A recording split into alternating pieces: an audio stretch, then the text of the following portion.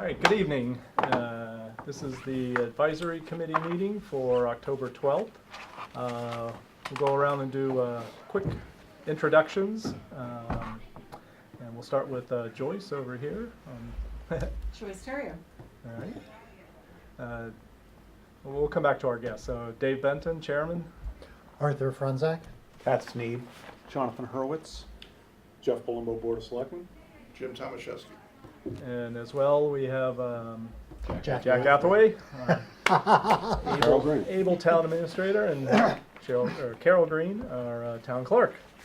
All right, Able town. our very able town clerk.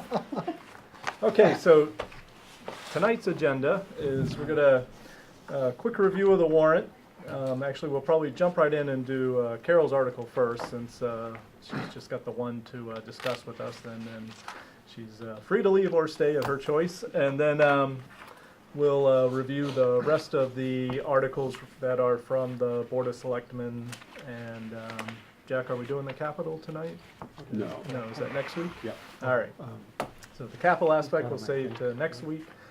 I will pass out. Did anybody not get the have a chance to print out? It was hot off the press, so I've got same one that Might Susan be updated emailed out. from what I have. So Joyce, I didn't get all right, this. there we go. And Jack, you have one, I have right? one. We all set? Great. All righty.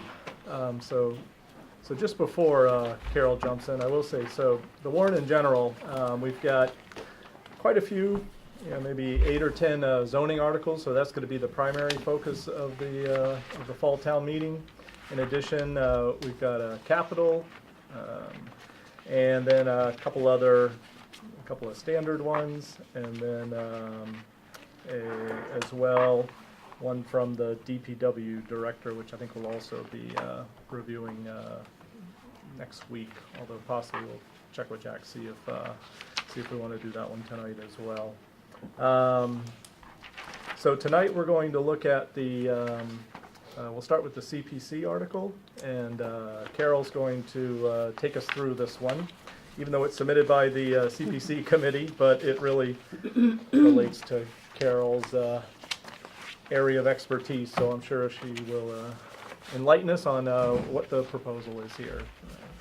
Yeah, I approached the CPC about. Sorry, Carol, just 1 second. It's Article 8, if we're flipping through, just to get us all there. Go ahead, Carol. I had approached the CPC about supporting, once again, funding, and this would be out of the historical section of their funding. About 4 years ago, I don't know if you remember, we did the scanning project, the Laserfiche, and we did the massive scanning project. Either way, you can continue. You can hang out down. There's a chair down here, or there's one. You're a kind answer, thank you. And we've continued on with that project. And Well, you took Jack's seat, but that's all right. He can move. hi, how are you? I'm good, thank you. Sorry to intrude. That's okay. So the scanning project had been completed, and we've been running with that ever since, adding more and more stuff to it. It's been hugely beneficial. What this request is for this will wrap up everything. This is the oldest of the old. This is the handwritten stuff, 1800s, early 1900s. We actually got we got a section of town reports from the 1900s. Unfortunately, what's happening is the pages, I don't even want to touch these things because they're literally crumbling. So I approached a company that's well known. This is what they do, and got a proposal on what they're going to do is they're going to go through all of the old stuff. They'll de-acidify the pages, they'll rebind the ones that need to be rebound, and while they have the stuff apart for the rebinding, they'll actually be able to scan those also. So we'll be able to add that to our collection, which will be fantastic. I mean, the handwritten stuff, obviously not, because they can't be OCR'd. It can't pick those up, but the earliest of the town reports will be able to. So we'll have, they'll last for another 100 years, hopefully, once they're rebound, and then we'll also have access to them on a digital and have backup digitally. Nice. So like I said, this would wrap up the project. This would hopefully there's nothing else in my realm, that I would need to request monies for. All right. Go ahead, Jim. How much was spent before this? I want to say it was in about the same range. It was in the 40,000 range. So we're gonna roughly spending $85,000 to $100,000 forward. The original project, what it was for the software, was for the server. There was a lot of other things involved in that first project just to get us started. Scanners, all kinds of different stuff. And then what we did is we had them scan up until we ran out of money. And then we picked it up and we ran from there. And like I said, we've added a ton more stuff. It's been great, and we're even collecting minutes and stuff now and digitizing those so that those are searchable. So it's been a tremendous system. Did the initial expenditure come from the historical reserve? It did. Okay. In terms of the two things being done, one is restoration, the other the scanning, how much is allocated to each of those roughly? Do you This have is any probably idea? 80% restoration, about 20% scanning. There's only a certain amount of the stuff that's going to be able to be scanned. So these monies are primarily for rebinding, deacidifying. Okay, that was going Yeah. to be my next question. Yeah, If we're it's pretty, scanning, because where why this is restore, but where this is such we- old stuff, most of it, like I said, probably cannot be. We will have digital copies of it, but not that are searchable because it's all handwritten. But it'll rebind them. It'll actually preserve them because they're starting to. I mean, the old books, the old handwritten books are literally falling apart in your hands. This is a project that's never been done with the oldest of the stuff. Just out of curiosity, you've said the late 1800 stuff is the oldest of the old. Norfolk's been around a lot longer than that. Are there any records at all before that Very, time? very. I have scattered, very sketchy stuff. I have, few entries and something here and there. That'll all be included in this, but it's primarily begins in the late 1800s. We have, Norfolk was established, what, 1870. So Oh, most I of thought it was the, incorporated earlier than that, no? no. It was established So- but not incorporated. So we have, when the split happened, some of the earliest stuff, Rentham has most of it, and I have scatterings of it. We should go get it. Be a purge. You can ask for that. Not asking. Actually, just I taking. have a document for you. We have the original document that was submitted to the state to incorporate the town. Oh, wow. That's We fabulous. found it in an old, we just found it, let's put it that way. And that's given to you. And I haven't looked, I remember the original proposal. I haven't checked online. Is there public accessibility to this? There is Given that it's not. scanned? There is not as of yet. Is that something Um, that's being considered as part of the, maybe a additional phase or part of this? It's a really expensive proposition. It's something that we're considering, and that would just be something that would be built into my budget when we did that. Right. What we've added so far is we've added access for Jack, for Marion, and for Sue. Okay, And we do have the web module now, so okay. we're getting there. Because it would be great if, especially with the new public records law, if people can look for their own things, because part of that public records law is that we can actually point people to online. So, Which would be great. It's but nice. that's something that would come at it from another direction. That would actually be built into my budget or into somebody's budget, once we. Would it be appropriate possibly to use historic reserve funds for that purpose? I don't know that you could use historic for that, because that's more of a technology. Even though we're using it to access historical documents? It'd be to access all documents, so I'm not sure that you could, that you could say it was just for historical. I just thought I'd ask. I know it's usually a stretch to spend that money, plus, obviously, it's nice, as you've already thought of, to include public access when we're using public Yeah. money to scan Yeah. the stuff to begin with. So it's great that we have access to it, but thank you. You're welcome. Now, you only got the quote, the one quote, is there? is There a are very, requirement? very limited companies that do this. There's no requirement for competitive bidding? You can, Not that I'm aware of. The CPC knows that I only got the one quote. The reason they asked me, why I went with this company, and that this company is actually one of the leaders in my world of this type of thing. They're at all of our conferences. They're actually the only company that I've dealt with that does, that comes out and does this. I'm sure there are others, and I could find others, and could get quotes on it. I'm more comfortable having my stuff leave here, because it has to leave here to be done with a company that's reputable and that many other town clerks have, many other municipalities have dealt with. yeah, I It's mean, just, I have that's just no a, that's just a qualms. comfort level. I have no qualms about the choice. I was just wondering, a lot of times there are requirements for public entities to get competitive bids, and I just wondered if that might be applicable in this situation. The CPC did not bring it up. Honestly, I don't have an answer. I don't know. Well, Mr. Hathaway is the procurement officer, he can answer that. No, Mr. Lindmark is the procurement officer. Oh, you passed it on? Yeah. What is the question? Would this project require competitive bidding? Multiple bids. I thought this was a state bid item, so I don't think it does, but we can check. 47? Yeah, it would unless it's on the state bid. That sounds familiar, right? With Yeah, the I thought it first, was on the the state first bid. go-around, there was some, like, agreement already in place. Yeah, so if it's on the state bid, it means that the state has gone out and done the competitive bidding, and they've secured a price with this vendor, so that every other entity, like a municipality, can go out and buy it at that agreed upon price. That has a familiar smell Yeah, to it. I with the last time we believe did that's this. the case here. Yeah, okay. We can check.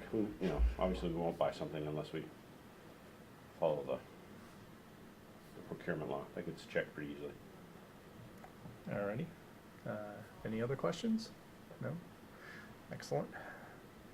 Alright. Thanks, Carol. Thank you very you. much. Thank you. Alright. Good to see you. Hey, Joyce, how are you? I'm good, Kim. How are you? Welcome. Good to see you. Alright. There's a nice soft chair. Got it, huh? You want me to move? Yeah, okay. Is this okay?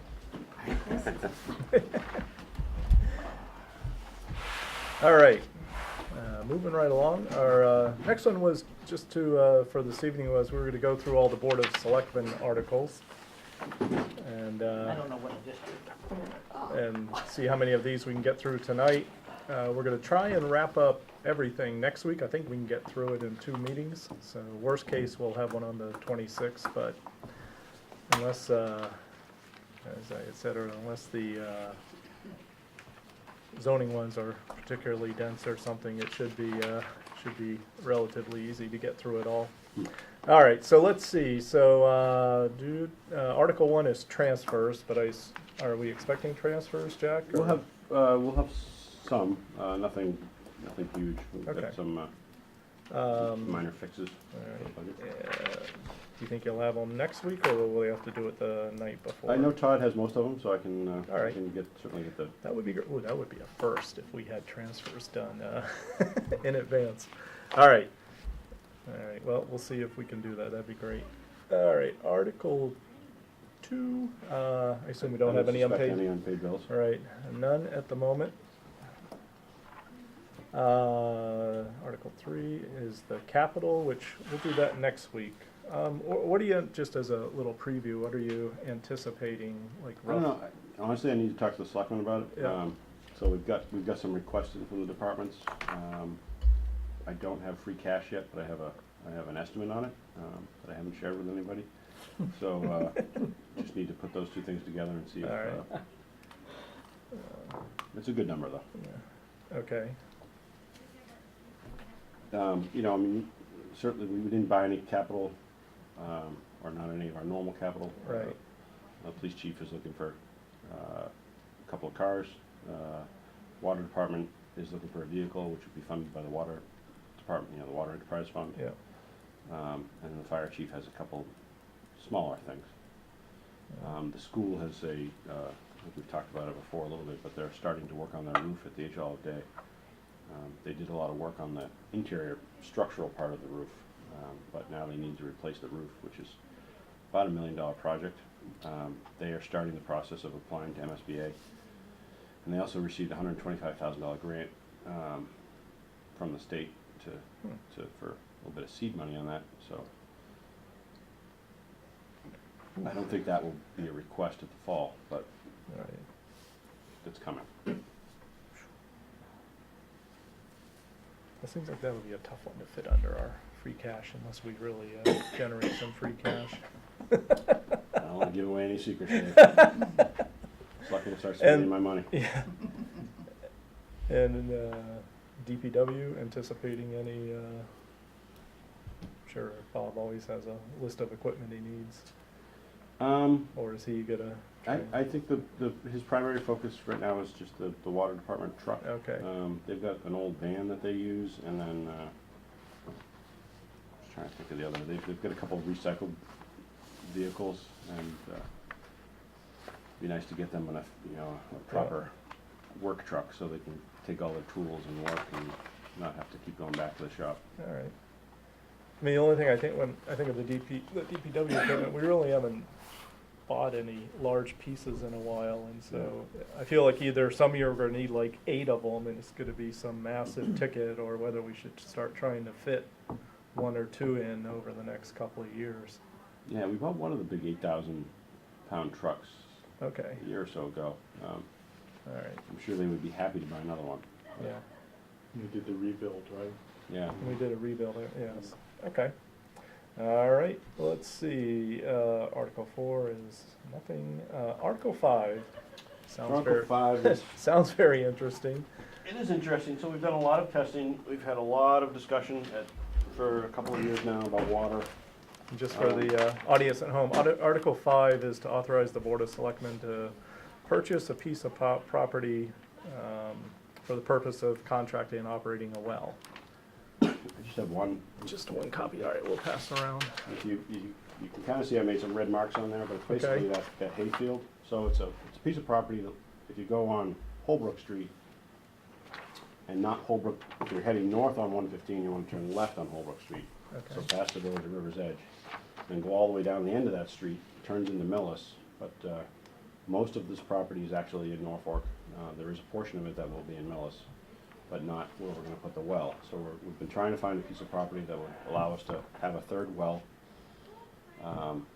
The wells that we have, particularly the Spruce Road well, has been diminishing. It's not producing the way we need it to produce. So we're looking to add another well that would allow us we're not looking to increase the amount of water we're withdrawing. So it's not a complex permitting process with the DEP. Still, it obviously is a process, but it's just to allow us to build a third well so that we can continue to pull the same amount of water that we're currently allowed to under our permit. This property is owned by a gentleman named Leo Braun. He's actually tried to sell it to the town for a number of years now. The CPC looked at it at one point and was not interested in it. The town, he approached us again about a year ago, and so we've been doing some testing on it, and the water testing looks very promising. So we've drafted a purchase and sale agreement, and the selectmen are going to talk about it at their next meeting. But we've got an agreement to purchase the land for $535,000. It's about 20 acres, 22 acres maybe. We've got an agreement to be able to have the rights to the land for the next year or so while we continue to do all the testing. We'll do the 7-day pump test in the spring, which will really tell us the final answer if there's enough water there for us to put a municipal well there. And again, we're just looking at this to supplement the Gold Street and the Spruce Road wells, so that we can withdraw the water that we're allowed to under our current Water Management Act permit. This would be paid for from the Water Enterprise Fund, and they've got the money in the reserve, so we don't need a bond for it. We pay for it with out of their retained earnings. Mhm. Is the purchase contingent on the testing results? Yep. Yes. Yeah. Okay. It's contingent on passing a town meeting, on the water results, on allowing us to get a permit for the DEP, because those always get to be political to some degree. The Charles River Watershed Association will certainly comment on, because all of Norfolk is in the watershed for Charles River, so they'll comment. The DEP seemed confident that they would probably the Charles River would comment, but not actively fight us on this. So, yeah, we put the contingencies in there with town council. All right. So effectively, if we can't build a well, we have the ability to get out of this purchase and sale agreement. We could. There has been some conversation about, we have the ability to get out of it. There has been some conversation about still going forward with the purchase. You know, it could, because let's just say it produces less water than we need today. Well, in the future, we're gonna need a piece of property like that for, you know, we'll want 100,000 gallons a day, rather than 500,000 gallons. So, you know, we'll have to make that decision in the future, but we may still go ahead with the purchase. There's also, it wouldn't be a bad piece of property for soccer fields, so there's that possibility too, but our primary focus today is on water. And if we do put a well there, you wouldn't have the ability to put soccer fields there, because you have to have a 400-foot radius around the wells, and just takes up the whole property. All right. Was the property, what's the history of the property? What was it previously It's just used been- for, if at all? It's just been agricultural. He just hays it. He's been haying it for, I think he himself has been haying it for about 60 years. He's about 80. It's been for sale a long time. Yeah. Okay. Of the 20 acres, how many of it is haymaking, roughly? About half, About half probably. of it, Yeah. probably? There's Okay, a- interesting. So it's actually a U. Yeah, It's actually a U, just like that. It looks like, and so there's a house there, so we would surround that house. So we put the well back here. This is all included in the property. The Charles River, you can see, is over here. So it is close to the Charles River. and I assume this land is developable, or is there some It is. issues He's with had it? some conversations with he's a very nice gentleman. He's had some conversations, but he wants to sell it to the town. He doesn't Okay. really want to see it. I think he likes his old hayfield. He doesn't want to see it developed. My recollection, I could be wrong on this, is that a couple of years ago, there were some conceptual plans that came before the planning board. There was some conversation, and there was some discussion as far as some of the limitations in terms of development. And It doesn't have haven't really had any- wide access to the street. Yeah, Yeah. yeah. Haven't Oh, had okay. any further discussion with the Okay. planning board that I'm aware of since that All time. right, Which is why we're getting it as cheap as we are. okay, For that many acres. all right. Any other questions? No, seems I can- relatively straightforward. Yes, Jeff? Well, I was just adding, the next one is, even though it's a planning board one, it's just, I know Ray can talk to you about it next week, but it's, Yeah. so the parcel, the Dunkin' Donuts parcel in the center of Okay, town, yep. he wants to add the parking area where the Lions tree, Mhm. Christmas tree area, he wants to add that to the B1 inner district. What is it currently? Just It's in the outer district. outer district. All right. What's the advantage of doing that? It just allows him to, he wants, Does he own that? he Obviously, he does, owns that. Dunkin' Okay. Donuts owns it. They own that all the way up to the, whatever is the edge by the road- driveway. The road Yeah, there, the road driveway, there. yeah. He's talked, he hasn't submitted anything to the land use Okay. boards, but he's had conversations about doing some mixed use, so apartments upstairs and retail down below. Okay, It's a tight little lot. yes. Yeah. All right. Okay, The next one, Article 9, and selectmen haven't numbered these, but I know we always struggle with numbering them, so I did number them. But don't be surprised if they get rearranged a little bit. all right. Article 9 is the parcel at Camger. They're looking to, Camger's interested in expanding onto part of that horse farm on to the right of it, the Longobardi property. Mm-hmm. And so they've talked about changing the extending, you know, so the Camger property is the C3 district, and they're talking about extending that onto part of the horse farm. I know the planning board has had some discussion about this, and I think there's still some debate amongst themselves about whether or not they want to go forward with this recommendation or not, but this is what was submitted by the representative for the property owner. Okay. I was curious on actually each of the two articles you just talked about, in the sense that, so I'm assuming these are not by petition, these two articles, but they're Not. brought forth by citizens. How does that work? Can the selectmen, it doesn't have to be a petition, the selectmen could accept any article, or? Yeah, if it's a petition, the selectmen have to accept it. yes. If Okay. this is just submitted and the selectmen, Agree to put it on, then that's fine, got it, okay, alrighty.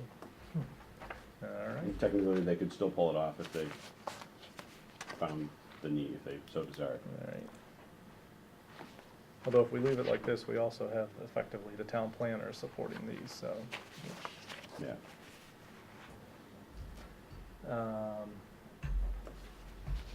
Alright, Oh, you know, I skipped one, sorry. Article 7 is the big one we probably want to spend some time talking about. yes. I was gonna say, cause I think we're done, no. So, alright, we're on our last one. We generally put in one-line article. I assume there's a lot more to it than, Yeah, so this is the more to it. okay. I don't know how many. Let's see. So this is all about the Southwood property. Coming around. You know, Jim can chime in whenever he wants to, but I'll start. Yeah, maybe a little, maybe this is what you're gonna do, a little background on, Yeah. yeah, leading up to, So we've been we're- working for somewhere between 3 and 6 years, depending on who you ask, on the Southwood property with a, yeah, it's been a while. It's been 3 years. I think it's been 6, but that's somewhere between 3 and 6. And with a gentleman from Hoboken, New Jersey, who's interested in purchasing this land from the Archdiocese, who still owns it. You may have seen, he's been at the town meeting, making a presentation. So we have, the selectmen formed a zoning working group a year or so ago. 2 years ago. 2 years ago, that has been working on this, creating a development agreement, working with Mr. Valone, the gentleman from Hoboken, on a deed restriction and an escrow agreement that would be put on the property to try and protect the town. So that's been going on, and this committee literally has been meeting weekly for many of the months, monthly on kind of the less frequent times, but they've met a lot, and we've gotten to the point where we've got a development agreement in place that is still being worked on, but we think it's 95% of the way there. We have a deed restriction. Today we had conversations because the committee we've had our attorney working on it, but the committee asked us to go out to a real estate specialist, so we've reached out to somebody who worked for Westwood on the University Ave development agreement. So that is moving parallel to all this as well. But what this allows for is for the developer to make some payments to the town in the form of $800,000 for public safety needs, somewhere between $1.5 and $3 million for a new well, which would probably be the 4th well in Norfolk, and which would give us additional capacity.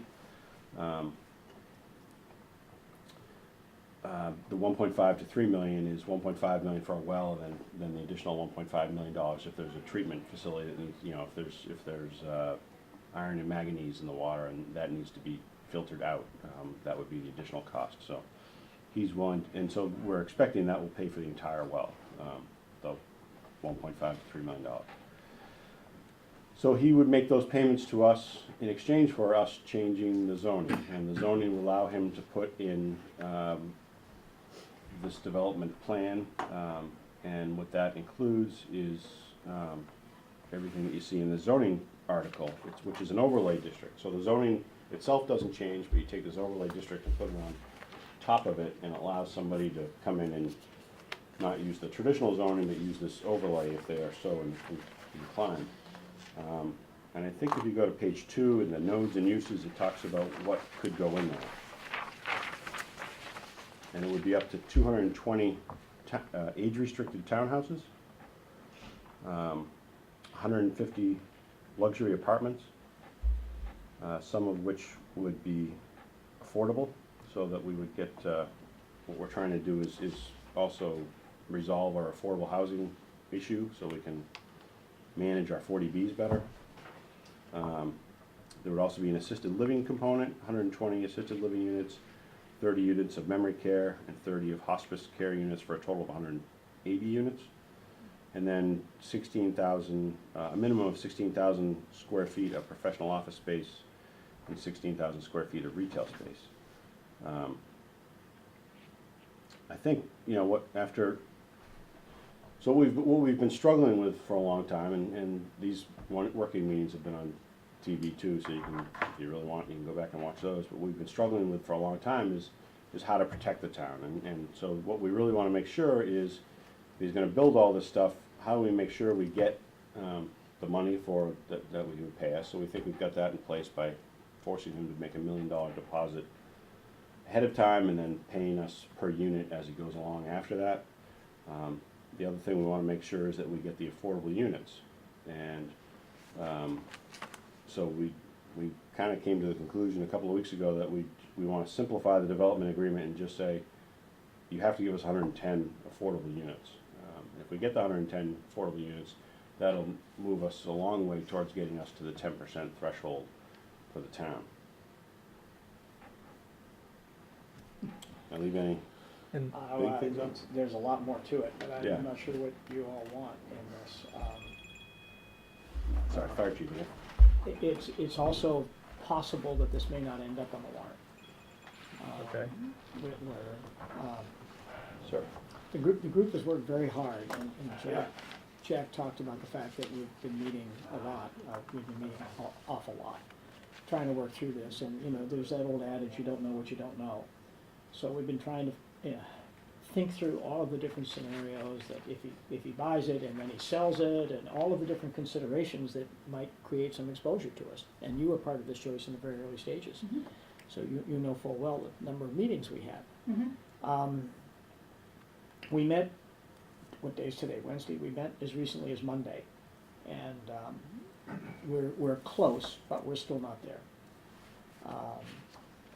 The critical components to this, it really comes down to three things. One, that we get guarantees of the affordable components, that we are,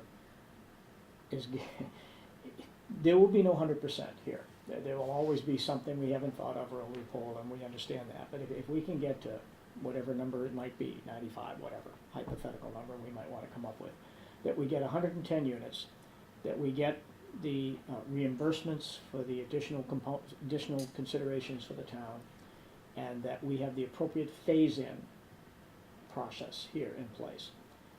One of the things you need to keep in mind is the current zoning allows him to build 3 units per acre on that property of restricted age. So under current zoning, and it's the total acreage, whether it's usable or not is not consideration. There's about 100 acres there, or 88 acres roughly. He could build almost 300 units today, if he wanted to. Now, whether he could get them in and get the infrastructure, that's a planning board issue, as Jeff well knows. But in terms of what the zoning would allow, he could do 300 units today, and commercial is also allowed. The fact that he has stayed with this would tell you that I think there's a consensus of the group that we think, at least at this point, he does want to do this project. Because if he just went with current zoning, there's no $3 million to the well, there's no $800,000 for public safety, he can just go do what he wants to do under current zoning. So we're working hard to try and work this through. We're not there yet. We still have some loopholes. We're concerned about closing dates, when he's gonna actually transact with the Archdiocese. I will tell you this, I've had several conversations with Archdiocese lawyers. If this does not, this is an opinion, based on just conversations, it's an opinion, not a stated fact. It is my opinion that if we do not have this on the warrant in November, that they will not allow an additional extension to George. And it is my opinion that there's another buyer. That is my opinion. The lawyer basically said that, but didn't say that. And then that's after several conversations. And he's not a politician or anything. He's just trying to, Archdiocese wants to unload this property. They want it gone, period. They want it out of here, they want to sell it. They're offering bargain basement prices to get rid of the liability that's on the site. And anybody that'll come in and clean it up, they're willing to do a deal. So, if it isn't George, at some point in time, it's gonna be somebody else. So, sometimes the devil you know is better than the devil you don't. And we can all look around now with all the 40Bs that are before us and reminisce about what we should have done, could have done, would have done, in terms of issues that are before us. We look at the Boy Scout land with this proposal for a 40B, which originally was a 15-home subdivision, and now we're looking at multiple units because we didn't go with a 15 subdivision. So we're trying very hard to manage through this process. And the critical component to us is getting to this 10%. Because we've got 6 potential 40Bs before this town right now, 6. When does this extension run out, Jim? I honestly don't know. I know he's into his 3rd extension. That's all I can tell you. I don't know when it runs out, but based on conversations, my guess is that if it doesn't go on the fall warrant, it's a guess. It's a guess, Jim. I suspect they might not renew it. They might. I could be dead wrong. They might renew it and give him more time, but I suspect they won't. Well, it depends on whether they have another buyer. Absolutely, yeah, absolutely. And that's not a reason to go forward. You know, I mean, if we don't have this thing as tight as we can get it and as comfortable as we can get it, just because we think there's another buyer is not a reason to do the deal. I'm not suggesting that. The option that you talked about first there, of just doing the straight, based on the current zoning laws. He could. Why does he want to do that? That would seem to be so much easier. You know, I've asked him that question directly on several occasions. You know, if we just can't get there and, you know, why don't you just do regular zoning? And he's never given me an answer that I can say with any credence that it makes sense to me. So I don't know. I don't know. I mean, I could guess. I think it's but- density. I mean, he gets to build more. Yeah, I mean, I think the Yeah. apartments in the assisted living mean a lot to him. And with that level of density, he can't do it under current zoning. So he needs the zoning change, he needs the overlay district to be able to do the apartments as well as the assisted living and the 220 units. And just as an aside, the numbers that Jack relayed, that's the proposal, that's the maximum that property would allow under this overlay district. Once it gets into the planning board process, there may be considerations that don't allow that number. You know, he may not be able to, you know, take care of all the stormwater drainage or whatever. So the article basically addresses the maximum build out, recognizing that once he really gets into the detail of the detail of the project, he may not be able to have that level of build out. And the agreement we have relates to that. You know, the payments are reflected by the number of units that he can develop. So, it's been a lot of work. Sure. We're close, we're close, and if we can find the appropriate attorney that, I don't know any attorneys that work very quickly, but if we can find one that works reasonably quickly, that has an expertise in this area, which is what we're seeking out today, we might be able to bring this forward. If not, we won't. Well, I shouldn't say we won't, I'm speaking for me, but the committee, I'm on the committee, the committee won't recommend to the board, and to Mr. Palumbo, the chairman, that we would not recommend going forward to that, with that. But that is not where we're at right today, so. Yeah, I think, we're posted tonight, so I can comment, but I think the board is aligned in terms of Jim's comments and trying to ensure the town is protected. There's some unique aspects to this property in terms of the proximity to the prison, the fact that it's a hazardous waste site, the fact that the affordables would be part and parcel, that make this what I think the board feels is a unique opportunity. But we have to be protected, so that's this final hurdle that Jim, I think, has done an excellent job describing to the committee. If this were to work perfectly, which nothing ever does, but if this were to work perfectly to what we understand the agreement to be and what he wants to do, we could get as many as 250 affordable units out of this. Where the agreement mandates that there's no less than 110. And we don't care where they come from. We don't care. Whether they come from the 220 restricted age or whether they come from the apartments, we don't care. We have very serious concerns as to whether or not he can get the assisted living approved as DCHD to qualify as affordable units. It is possible. There are specific guidelines as to how that would happen. And to date, no one in the state has met those guidelines. That doesn't mean they can't. I mean, they're there and they can be met, but, you know, the track record is such that no one has met them yet. So we're not optimistic about that, which is why we put a mandate in there that there's a minimum of 110. And whether they come from the apartments, if he can get 25% of the apartments qualified, then we get them all. We get 150. So there's a lot of potential, but we're more concerned about what the guarantee is, what's the floor, and that's what we've been working so hard on. What percent are we at right now for the affordable housing? Probably about 4%. And then somehow we got the whole 250, what does that take us up to? Well, we've got about somewhere between, the most recent numbers I think are 2012, and that's about 3,200 residents. 10% is 320. I think we're probably closer to 3,400, 3,500 now, because those are pretty old numbers and we've had a lot of development. So, but the only numbers I've seen are 3,200 and they're a little old. Yeah. So 320, and at the last calculation that we had on the municipal trust, we were at about 4%. But if you were to, let's say we're really at 3,500, let's say he was able to do 500, now you're at 4,000, so you gotta get up to 400. Right. Right. Yeah. We still won't be there. No. No, but we'll be a lot closer. But there are Yeah. provisions in the law that allow us to They give you safe manage the harbor. process. There's what's known as safe harbor. Mhm. And if we have a certain percentage that are approved, it allows us to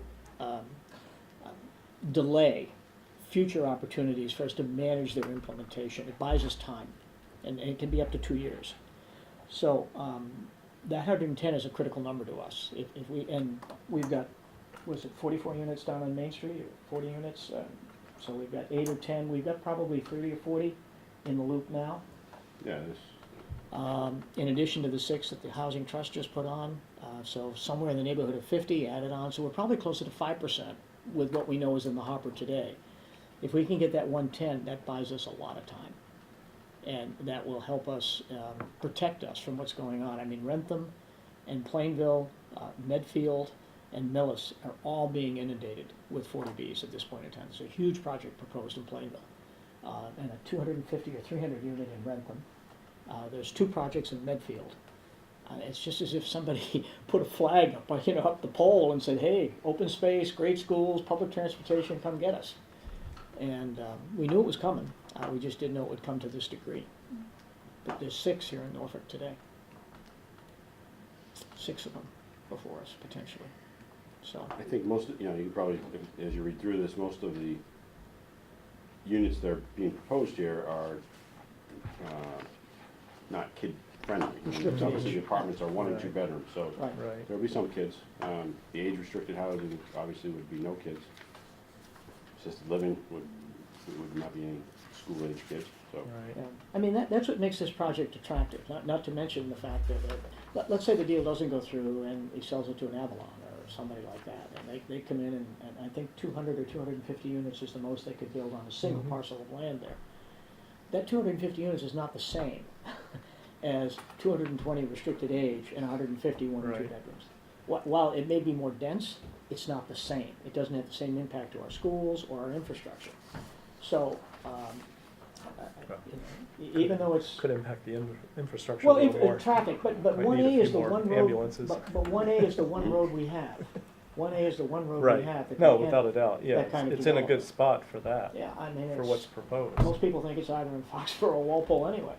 But that's the one area Yeah. of town that could sustain this kind of development. Lawrence Street, which is a proposal, can't sustain that at this point, as it is proposed, so. Right. But But I that's think- where we are. Yeah, well, it seems like, we're talking about why is he willing to work with us or keeps kind of working through it? Because I think it's 550 units here versus 250, 260 under our current zoning, so that's a doubling of the number of units he can build, so. So I think Yeah, that, he's not George is not a developer. yeah, George is a Bain Capital type of guy. He's a money guy. He puts deals together. I went down to New York and looked at his project in Hoboken, which got, from the people at least that I talked to, got rave reviews. That doesn't, but I think he's used to dealing in a city environment where, there was no zoning change requirements or any of that kind of thing. So I think he's not used to our way of small town American kind of work, which isn't our problem, it's his problem. He wants the town support, rather than go He the 40B option. can't go without the where- town support. Right? Whereas Well, in 40B now. Hoboken, he's rehabbing an old factory, I mean, it's an entirely different set of circumstances. Entirely different project. This is, I think, his first venture into a deal like this. My guess. But I do wanna, seeing as we got a chance, I wanna thank the group that's been on this committee. We've got representatives from every board, from Tom Gilbert, Chris Reeder from zoning, I may forget somebody, but Walter Byron from planning, Joyce was on it from conservation, now it's John Weddleton. Aaron? Peter and Aaron are two, citizens that, Peter Diamond and Aaron, two citizens, yeah, thank you. It's, and Ray and Jack's been on it periodically, and myself, and these folks have worked a lot of time trying to work through this, and they deserve some thanks. Irrelevant how it ends up, because what has been paramount in everyone's mind, and I think Joyce will recall this, is how do we ensure that we protect the best interests of the town? That's been the acid test for us from day one. right. We Although- were looking to manage the liability and the exposure. And I think with what they've so far come up with, they've done a real good job since I've been We'll on, see, so, we're hoping. yeah. Total left field question potentially, but has there been any analysis towards what that influx of new residents would do to spur additional development in town elsewhere? Like, can there be trickle-down effects to spurring more development in town as a result of having that many more units in town? Can this benefit us in other ways ultimately? You talking about commercial? Commercial development. Well, that would be a lovely benefit. He's planning, I think, 16,000, I think it's reduced from 32 to 16,000 square feet of commercial property on the site. Yeah. Logic would, you'd think that more residents would have more demands on And commercial. where I'm going with this is if there's a There special. hasn't been an analysis. that Right, I've if seen. there's a special district being created, right, other parcels or opportunities for development up 1A or somewhere in the vicinity where it could be potential future commercial development as well to cater towards all Yeah. the new residents. What 1A has been our best commercial zone to date. I mean, we have the new Dunkin' Donuts, we have the gas station, we have a lot of businesses that have gone on 1A. It's had more development than any other part of town, more than the B1 district, obviously, which has had very little, or none, to be closer to that statement. So it's potentially there.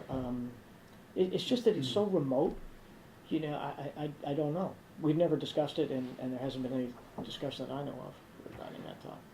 I'm not sure how much potential is left there, given Yeah. all the Not a lot of land wetlands, the left. wetlands Yeah. there. Yeah. If you really take a hard look at it, because we did when we changed some of the requirements.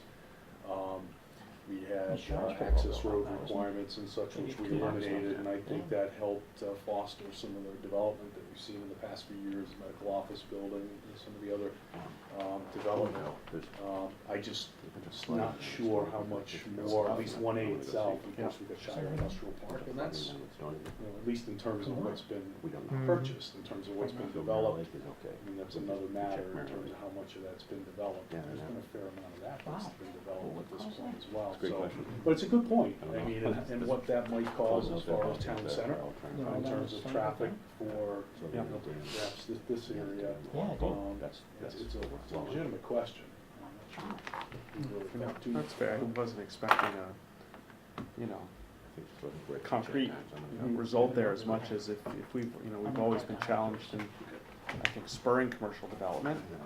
And I think residency density is probably one of the reasons. I mean, this could help contribute in a positive way towards incenting more commercial development. And I guess it's a question of whether that's viewed as a good benefit.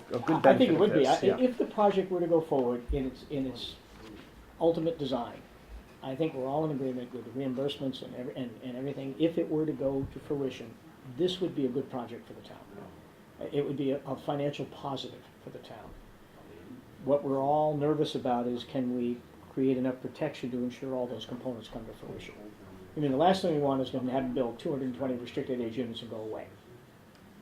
So, the phasing becomes critical. We're not going to allow that. We're not going to allow him to build the 220 units first, which is what he wanted, because that's where his immediate revenue is. He wanted to be able to build those and then go on to the apartments and the assisted living where we get the affordables, and we've said no. What happens if he just packs up and goes home? Everything is an LLC. They can walk away anytime they want. He's going to sell it. I think Toll Brothers is the firm that's going to do the townhouses. So those are the kinds of things we've tried to tie in, so that we don't end up just sitting there with a half-finished project and no affordables and no revenue. And the Archdiocese, I will say, has been a pretty good partner with us. We've had a lot of conversation with them, and they have been, because that's what makes it difficult. He doesn't own the land. You've got a third party in here. So once you get that third party involved, that they, if we want deed restrictions or guarantees, we've got to bring the Archdiocese in. And their willingness kind of just reaffirms to me their urgency in wanting to sell this property. But they've been pretty good partners so far. They're willing to give us guarantees and hold money in escrow and things of that nature that were critical to this deal. They were good partners. But it's complicated when you get that third party in there. I don't think anybody wants to go to court with the Archdiocese, so. They've definitely had enough of court time, I think. They're probably as Well, that's what adverse to it as. Pat, that's what we're trying to look through. Nobody wins in litigation, nobody, so, except the lawyers. So we've been trying to see how many of these loopholes we can close that doesn't put us into litigation at some point in the future. So. We'll know in another 10 days, whether we're there or not. All right. Yeah. So anyway, Definitely thanks for interesting, the, and to your point, sometimes it's better to, the devil you know is better than the devil you don't know of what could come down. if Well, they're this gonna one- sell it. Right, David, I don't think there's any question about that. They're gonna sell Right. the land to somebody. So exactly. somebody's gonna develop it. Yep, Doesn't necessarily mean another buyer not be a bad thing. One never Right. knows. But somebody's gonna develop that land, and it's gonna be quick. all right. Any other questions? No? All right. Okay, well, I actually think that's all the article. I think we've made it through all. We're up to the, all of the other zoning, changes. Although, it may not be a well-attended town meeting, but if this one's on it, it'll be a lengthy town meeting. This will generate quite the discussion. I do wanna tell you that if I may, the schools are gonna do a little special presentation at town meeting that will at least get a dozen families there, because their kids will be involved. All right. Uh, I like this. This is a good, Whatever idea it takes. to spur. Yes. Yes. The schools a couple of years ago did a phenomenal presentation on all of the monuments or dedications we have to dead veterans in Norfolk. Mhm. It's amazing how many we have, like 20 or so. And they did a Google Earth view of it, and each one of the students got up and talked about the individual that this was dedicated to. And it was a phenomenal. They did it on Veterans Day, and it was a phenomenal presentation, just phenomenal. And the teacher that organized this, I literally ran into her having a cup of coffee, and I just said, gee, that would be, because our town meeting is so close to Veterans Day, it's just a few days away. I said, that'd be phenomenal, and she got all excited about it, said, I'd love to do it, and so on. So they're gonna be there at some point. We haven't organized a time frame per se, but they're gonna do that presentation at town meeting, and I assure you, you will not have a dry eye. No, It's just that's great. phenomenal what they did. And we should be proud of not only the people that they're recognizing, but proud of the kids that are gonna make the presentations, the work that they did, so. Yeah. So we'll get at least 15 or so mums and dads for at least the first half hour. All right. Alrighty. I suspect we'll do minute approvals at the next meeting when So we're Susan's done? back, and we are all done. I think unless anyone else has Thank you. anything else they want No, to thank you. discuss, Nice to see you all. Yeah, thank you. I think Thank you. we'll take a motion to adjourn. I move to adjourn. Second. All right. All those in favor? Aye. Aye. All right. We're adjourned. Thank you. I enjoyed that. Yeah.